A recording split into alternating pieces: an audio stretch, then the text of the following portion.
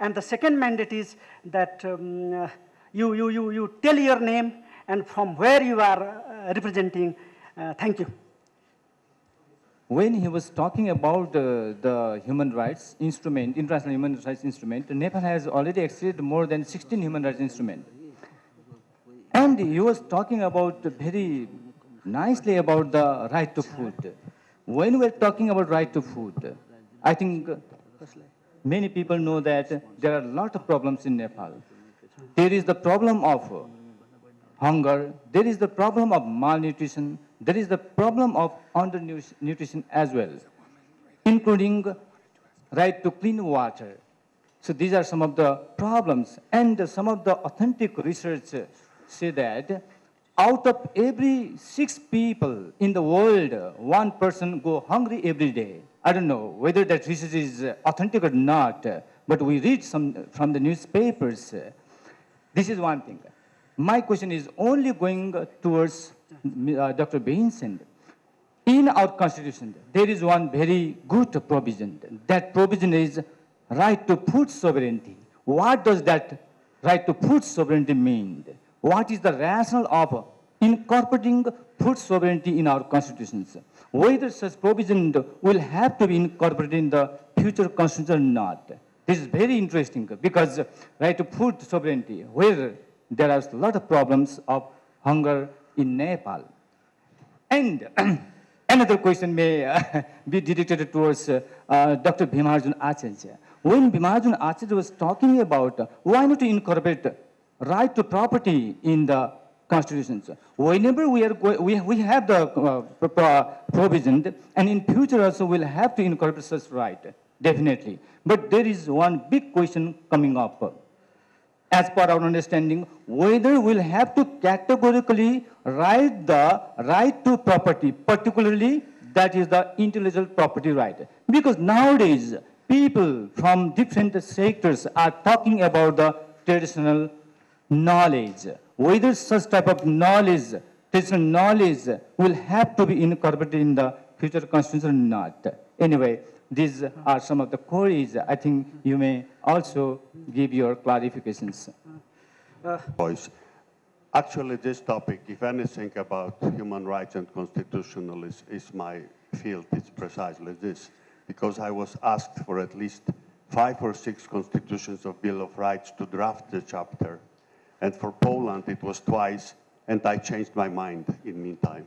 So perhaps that may be of a little bit interest to you. I won't take too much time. With all that experience I have, I actually dislike very much the very notion of social and economic rights because they are confused, abused, create incredible expectations, and are of very little use. I will come that there are social and economic rights, but I prefer to talk about social and economic and cultural needs, and our needs are legitimate, and there are various ways in which we go after our needs, and some of these needs, for some people in some situations, should be claimed by rights. Most of our social, economic, and cultural needs we satisfy by ourselves, within our family, within community, on the market, etc. Some of those cannot be satisfied that way, and then they can be divided into 2 groups. One group that should be a matter and subject of public policy of the state or local community, and still some others that definitely should be claimed as a right. For example, if someone drops unconscious on the street, that person should have an absolute constitutional right for emergency help. How it will be paid and who, it's a second thing.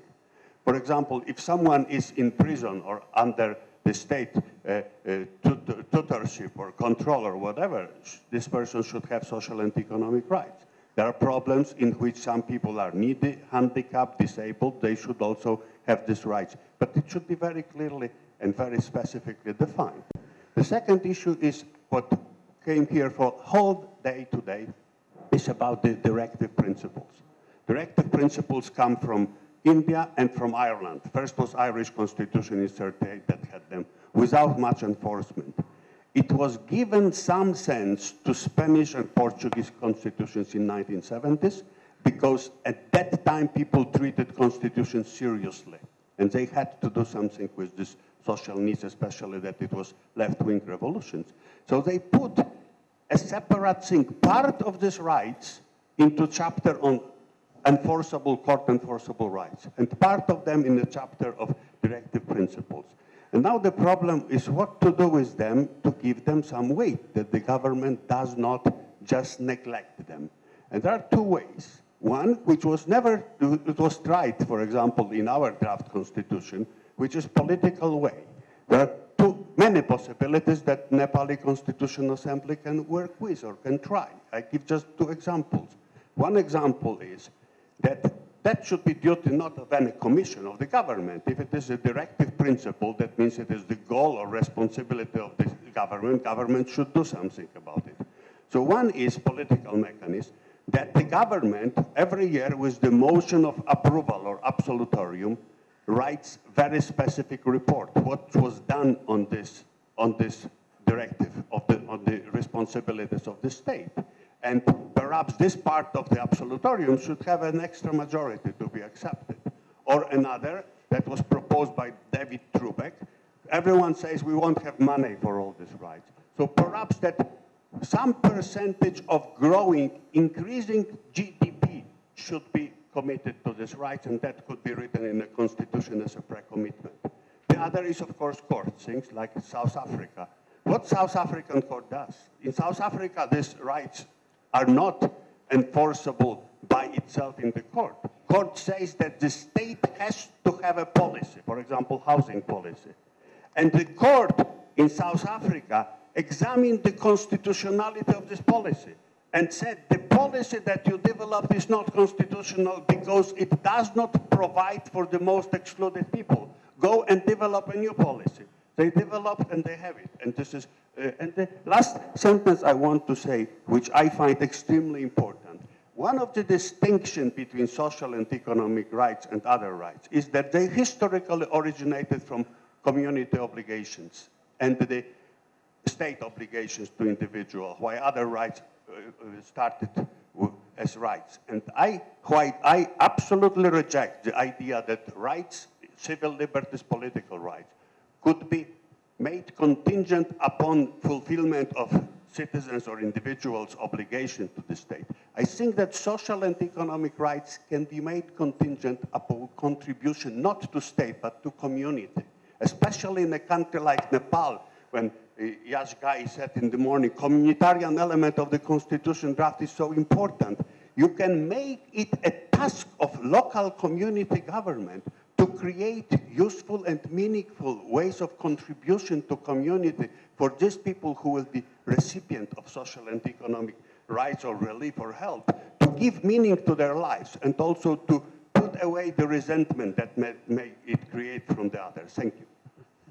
कुराहरू राख्नु भएको छ त्यसमा पनि हाम्रो विशेष गरी doctor Bhimarjun आचार्य सरले जुन यहाँ कमेन्ट गर्नुभएको छ त्यसमध्ये मैले एउटा कुरा चाहिँ विशेष आधार मानेर मैले राख्न खोजे हो। म एउटा सोशल एक्टिभिस्ट भएको आधारमा मलाई मेरो विचार चाहिँ के लाग्छ भने यो गरिबी र वञ्चितीकरणमा परिएका समुदायहरू चाहे जुनसुकै वर्ग जात जाति लिङ्गको मैले यहाँ समेट्न खोजेको छु उनीहरूको राइट्स अझै पनि के देखाएको छ भने सोशल एन्ड इकोनोमिकल राइट्स जुन छ त्यो इम्प्लिमेन्ट आधारमा चाहिँ भएको अवस्था वर्तमानमा पनि देखिएको छैन। जुन हाम्रो देशको सोशल एन्ड इकोनोमिकल रूपमा जुन वितरण प्रणालीहरू छ डिस्ट्रिब्युसन प्रणालीहरू छ त्यो प्रणाली अझै पनि ती लक्षित समुदायका लागि टार्गेट ग्रुपको लागि चाहिँ प्राप्त भएको देखिन्न। यो चाहिँ अनुसन्धान र अवलोकन गर्ने प्रावधानहरू पनि हाम्रो कन्ट्रीमा अझै पनि नदेखिएको अवस्थामा अहिले विशेष दुईटा आधारमा चाहिँ यसलाई फोकस गर्नुपर्ने अवस्था जुन देखिन्छ जुन कि इकोनोमिकल रूपमा यो गरिबी र वञ्चितीकरणमा परिएका समुदायलाई अगाडि ल्याउने हो भने वास्तविक उनीहरूकै लागि उनीहरूको क्षेत्रमा उनीहरू कुन समुदायमा र कुन भौगोलिक आधारमा र कुन ठाउँमा उनीहरूको बढी बाहुल्यता छ र उनीहरूको लागि जहाँ हामी दिइरहेछौँ उसको लागि इम्प्लिमेन्ट भएको छ कि छैन उसले त्यो इकोनोमिकल उनको जुन खर्च भएको छ त्यहाँ लगानी गरिएको छ त्यसले उपभोग गरेको छ कि छैन उसको स्किलको लागि गरेको छ भने त्यसको इम्पावरिङ भएको छ कि छैन भन्ने खालको कुरामा मुख्य अब्जर्भेसन हो, जुन कि अब्जर्भेसन लाई चाहिँ कुन आधारबाट कुन क्याटेगोरीबाट अबको फेडरल या अबको संविधानमा चाहिँ राख्नुपर्दा त्यसलाई चाहिँ महत्त्वपूर्ण रूपमा चाहिँ राख्नुपर्छ र त्यसमा पनि यो ब्याकवर्ड वुमेन म कुरा गर्न चाहन्छु, वञ्चितीकरणमा परिएको र गरिबीमा परिएको महिलाहरूको अवस्था अझै दयनीय भएको अवस्था के कारणले भएको हो भने यो सोसल र इकोनोमिकल स्ट्याटसको कारणले नै भएको अवस्थाहरू देखिन्छ।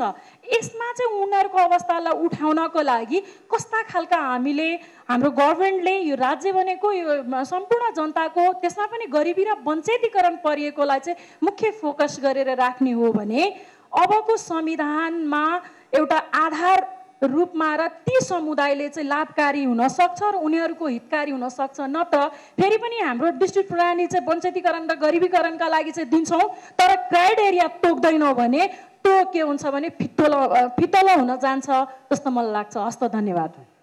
All major international human rights instruments which advocate completely opposite rights, I would say, in one way, how there could be a balance in terms of their compliance.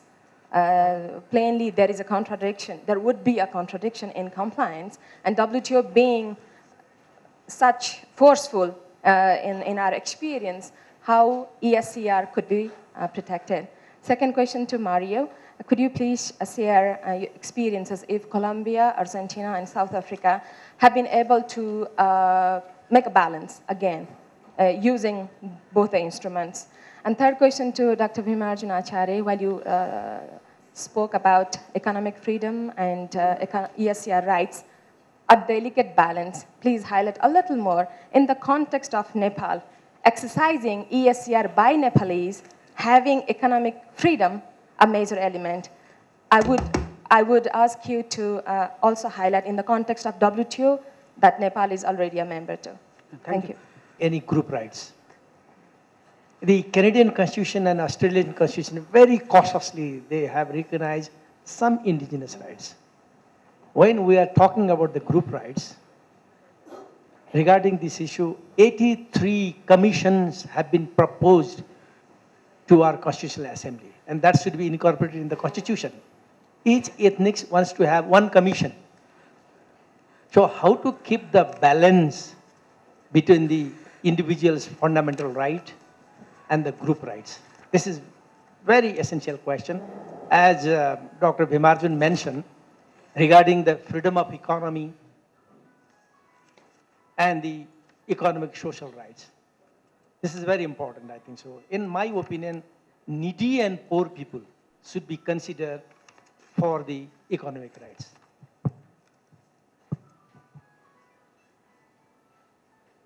And of course, the commentators also to have once again their respective responses regarding the opinion or issues raised by raised by the participants who are on the floor. So first, once again, I shall be giving this opportunity to Vincent Cladderhead to have his responses within 2 minutes of the time framework. Okay, thank you very much. I'll do my best to go quickly through the questions as I've listed them. There was a question initially about food sovereignty and what a right to food sovereignty means. I have to confess that it's not a term I recognize or that is well known in international law or international human rights law. I do recognize it is in the interim constitution. Clearly it relates to food and food security. I've heard discussions that it relates also to traditional methods of agriculture and protection of seeds and so on. The current draft from the Fundamental Rights Committee contains a right to food, which I think probably is the most important provision that it can contain. Our colleague from Poland, Victor, raised a number of questions about ESCRs. I didn't hear him exclude the concept totally, but rather minimize the range of rights that would be protected. He indicated that these rights properly should be kind of characterized as direct directive principles that could be subject to accountability in Parliament.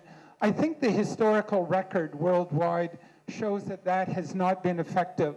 Poor people, people in the far west of Nepal, people who are disabled, members of caste minorities cannot eat or drink accountability reports that are tabled once per year. And so that method has certainly been tried in India, Ireland, and elsewhere, and has not been found to be useful. The question about the contradiction between international trade agreements and international human rights agreements, in my proposal about an interpretation clause, and staying with a dualist approach which Nepal has adopted, I think it is possible to nonetheless have an interpretation clause which could guide and inform judicial interpretation of human rights agreements, human rights provisions that would be informed by what Nepal has agreed to internationally. My response, though, is that that would be constrained and restricted by what Nepal has agreed to internationally in the area of human rights, as opposed to trade agreements. And I think that's a very important distinction to draw, that human rights and trade agreements can be quite different, and that judicial interpretation ought to be guided by human rights agreements as opposed to WTO or other provisions. The equality rights, my colleague talks about group rights.